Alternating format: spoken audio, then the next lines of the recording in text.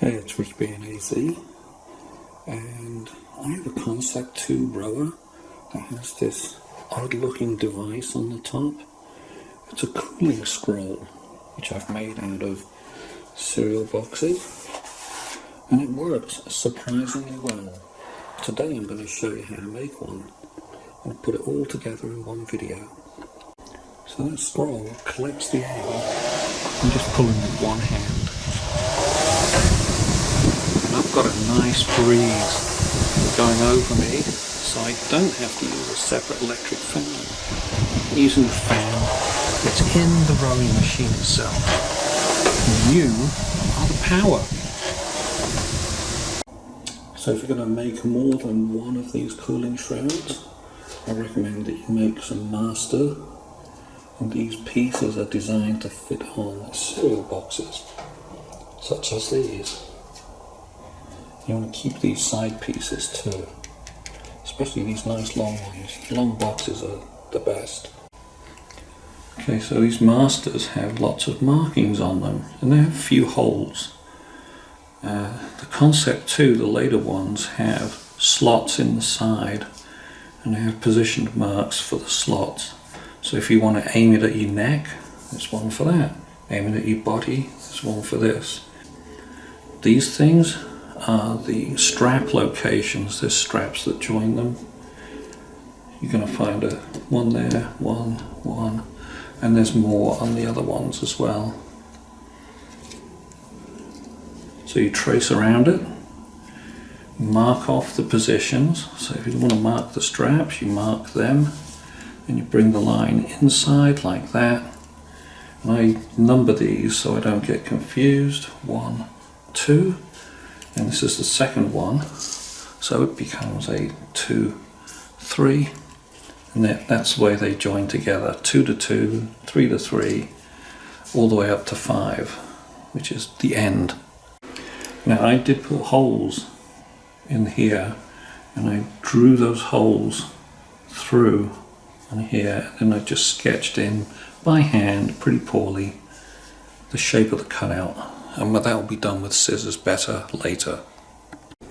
Okay, so to create the shape, how are you going to draw these big circles on there so you can carve around them?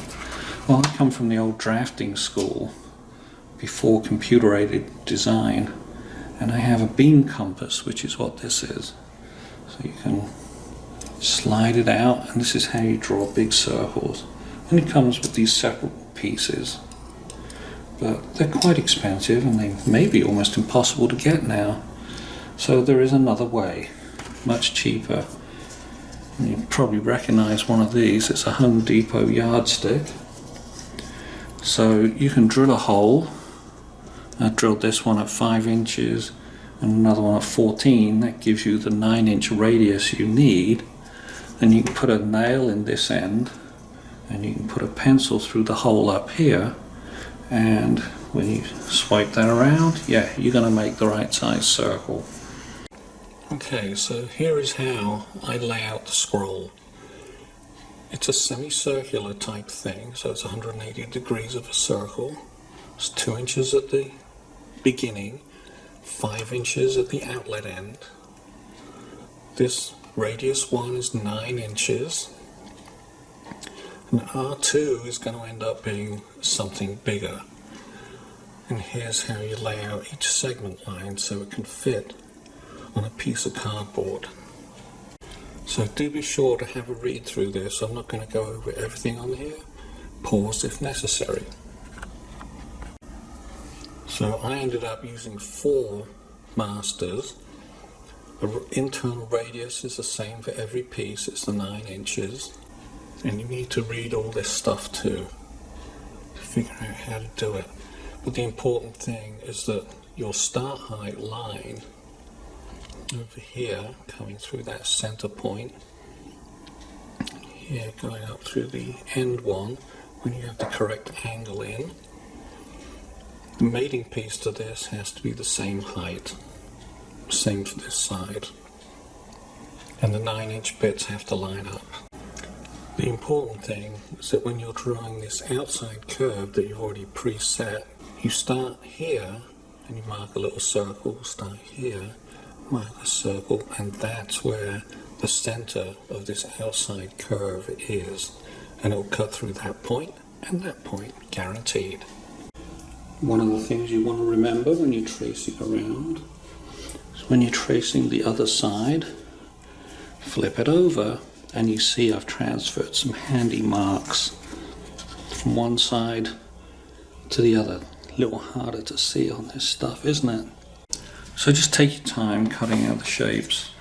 I'm using these Fiskars scissors because they're pretty good, they're pretty heavy duty. The side you want to take good care of is this inside, this 9-inch radius, because that's the part that is going to fit on your Concept2 machine. The other thing that's important is getting the joining surfaces square. This will show up when you set them all down to join them together. You may have lumps and bumps, and it's a good idea if you do have them to go back and smooth them out with the scissors a bit. You want to be nice and accurate on the inside and the two ends. So now I'm just cutting out this little curve.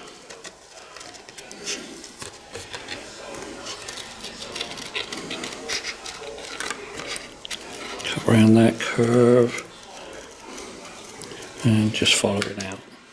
There you go. So you do want to keep a few of these larger off-cut pieces so that you can make 5 of these little brackets and 3 of these little brackets. These are 2.75 inches between each one. This one's 1.5 inches at each end. This one for the 5, 2.5 inches at each end. These will support the 3 pieces. You'll see where they go eventually. To make the crease line, I use my steel ruler, and I'm going to use the back of this blade, just drag it across the cardboard in a couple of places.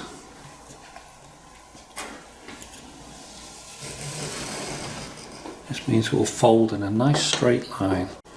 Okay, so you're going to need 5 of these total, 3 of these total. These have scored, so now when I bend them, they just fold on that score line very nicely. So I have 4 segments, one of the scrolls, and I have this board to put it on. I've got a baseline, and I have 2 9-inch radius circles on it. It's going to line the pieces up this way.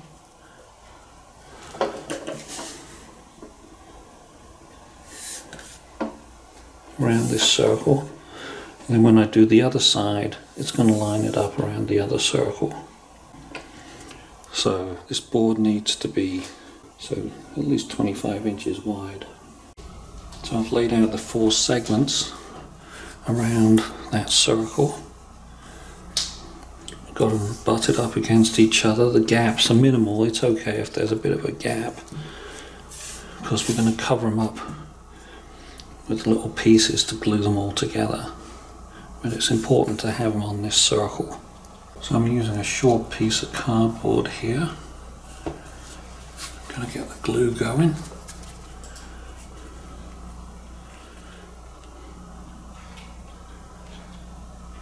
I'm using wood glue, but you can use school glue or anything like that. This is my favourite method of gluing. I've got a piece of tape on the back, so I can turn it over and just push the tape down. Then I can walk away and do all the other bits. Now I do have wax paper underneath, so any glue that seeps through the gap is not going to stick to the board.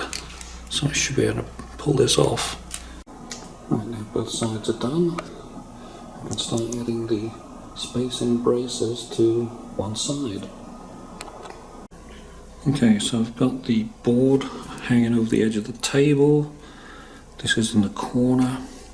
So I'm going to stick the first spacer / stiffener on like this, which is why I've got the tape running this way, because the next one's going to be right here.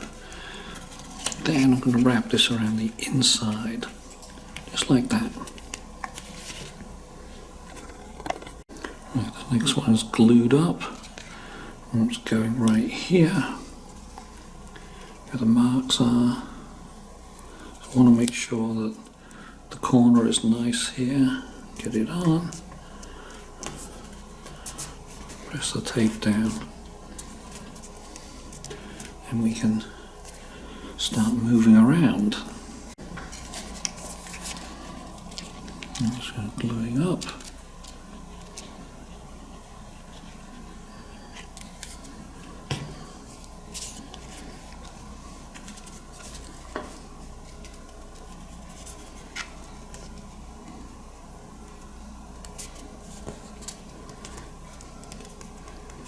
And anything that overlaps, just fold it over.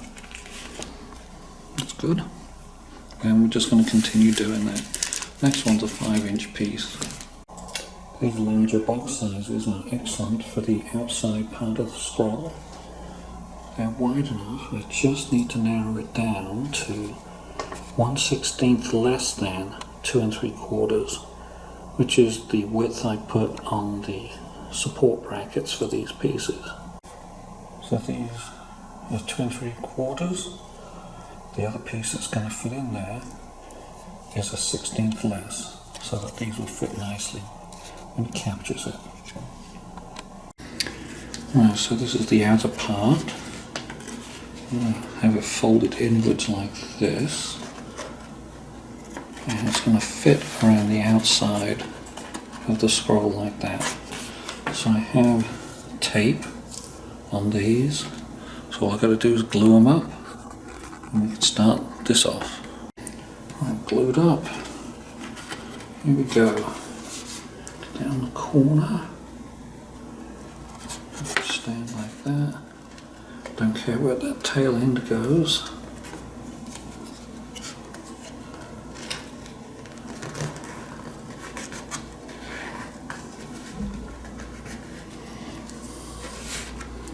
One's on.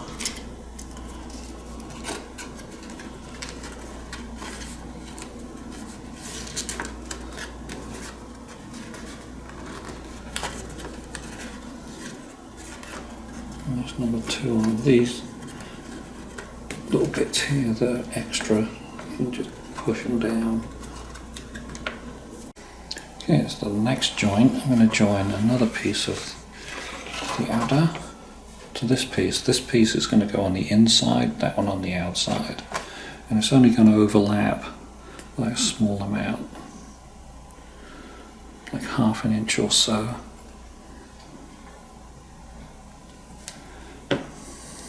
But I do need to keep this flat so that it lines up nicely. So it's a little tricky to do. About the 1/2 inch overlap. Make sure it's vertical, make sure this is flat. Push the tape down.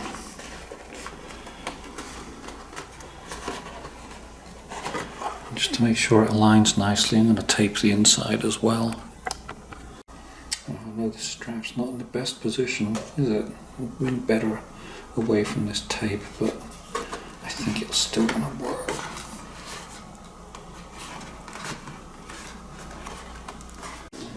I'm getting set to glue in this other piece. So I've got the straps up vertical. I'm going to glue these. This one's got a bit of extra long tape on it, and it goes all the way around, and then I'll start feeding it in from this end. Okay, so here we go. Just going to get this in. Maybe you have to use outside.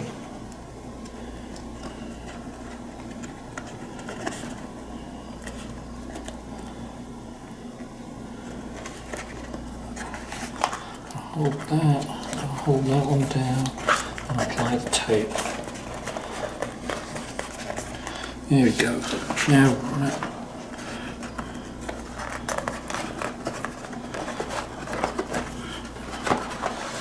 Another one here.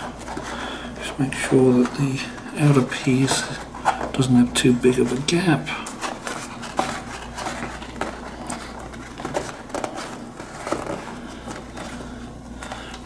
going to continue gluing. Make sure it's tucked in.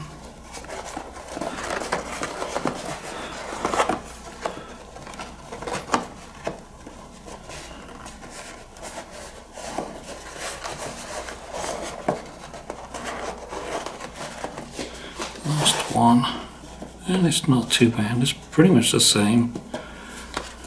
Yeah, just a little bit off at the end.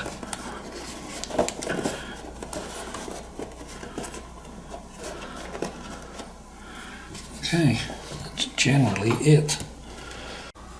So there's one last task that I have to do, is all these gaps around here need to be sealed up, and I'm going to use a thinner tape. This is what, 1.75 inches, something like that, and just run it all the way around both sides in little pieces, little strips about 6 inches long, and that should seal up all the edges. So, section of tape, stick it on about halfway on this outside curve, make sure it's pressed down, and then roll the top over. I'm going to do that all the way around on both sides. Yeah, no need to worry about gaps like this. A piece of tape will seal it all up. Even gaps this big, it's going to get sealed up. And there it is, all sealed up and ready to go.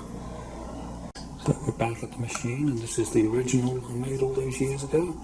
It's been on here 3 or 4 years. You can tape it if you want. This is a good place to tape it. And if you feel a little insecure about it, you can put another one here, but generally it doesn't need it. This works. I've put Velcro on this one as an experiment, so it can be a little easier to remove the place with the tape not failing. I'm going to put this one on right now, just to see how it goes. Now the way you want to put it on is, this is the bottom slot. You want to put it over the bottom retainer piece there, then the top one will just slide right over this. And there it is on the machine. I've not put any tape on this one to hold it on or anything. It's just more like a check fit. It does fit. It's fairly tight. Yeah, it's going to work. And lastly, as a fitment tip, I do recommend, if you built one of these, give a little gap on this side here, move it off of that ridge, and that will help direct the air past the PM5 here, the little computer, and onto you, because the wheel is offset, so that will help the air go your way. So good luck and happy rowing.